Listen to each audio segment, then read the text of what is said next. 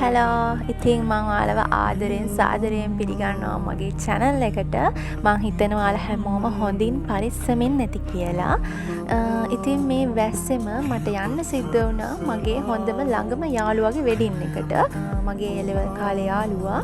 මම මේ යන දවසෙත් හොඳටම වහිනවා. ඇත්තටම තෙමීගෙන නාගෙන තමයි ගෙදර ගියේ. යාළුවා ඇවිල්ලා හිටියා මාව එක්කන් යන්න ටවුන් එකටම. මම එදාට අඳින්න හිතන් හිටියේ ෆ්‍රොක් එකක්. මම හිතපු විදිහට මගේ අවුට්ෆිට් එක ලස්සනට තිබ්බා. මේ pearl accessories වලට නම් මම ගොඩාක් ආසයි. ඉතින් මම ඒ දේවල් තමයි තෝරගත්තේ මගේ මේ party dress එකට. මෙන්න මෙහෙම මම මගේ බඩු ටික එකතු කරගෙන ඔන්න ලෑස්ති වුණා එයාගේ වෙඩින් එකට. මම තමයි එදා තනියම මේකප් කරගත්තේ. ඇත්තටම වෙඩින් එකකට මම ඊට කලින් තනියම මේකප් කරලා නැහැ. ඒත් මට හිතුණා මේ පාර තනියම මේකප් එකක් කරගන්නවා කියලා. මොකද මම කැමති විදිහට මම හිතන විදිහට අඩුත් නැතුව වැඩුත් නැතුව මට ඒක කරගන්න පුළුවන් නිසා. මේ තියෙන්නේ මගේ අවුට්ෆිට් එක අන්තිමට ඇත්තටම මම හිතුවටත් වඩා ලස්සනට ඒක තිබුණා. ඉතින් ඊට පස්සේ අපි ඔන්න යනවා දැන් අපේ මනමාලිව ගන්න. හොන්තම වහිනවානේ මේ වෙලාවේ එළියට බහින්න බැරි තරම් වැස්ස. ඉතින් මනමාලිවත් අපි අරගෙන තිසාවැවේ ලොකේෂන් එකට තමයි අපි ගියේ යාගේ ෆොටෝ ෂූට් එක කරන්න. මේක මාරම ලස්සන තැනක්.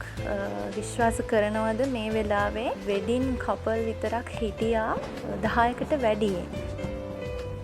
මේ ඉන්නේ අපේ මනමාලි. පේනවනේ ඉතින් යාගේ ලැජ්ජාව පොඩ්ඩක් හැරෙන්න කිව්වහම මෝන පෙන්නන්නේ නැහැ. ඉතින් යාගේ තියෙන ලැජ්ජාව. ඉතින් මෙන්න මේ විදිහට එතන වෙලාව ගියා. අපිට වෙලාව තිබ්බේ 10යි ගානකට යාට ඒ කපල් එකට අත්සන් කරන්න. මම ඉතින් යාගේ සාරි පොටේ එල්ලලා තමයි මුළු දවසම හිටියේ. අවාසනාවකට මෙතනින් එහාට මගේ ෆෝන් එක ඕෆ්.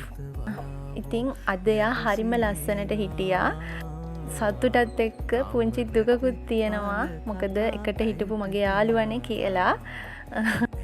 සමහර මිතුදම් හරිම ආදරණීයයි. ඉතින් ඒ වගේ මිතුදමක් තමයි මේක.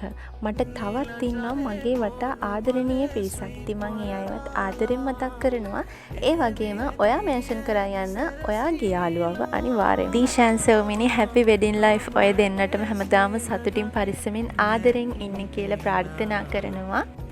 එහෙනම් මං ගිහිල්ලා එනකන් ඔයාලා හැමෝමත් පරිස්සමින් ඉන්න.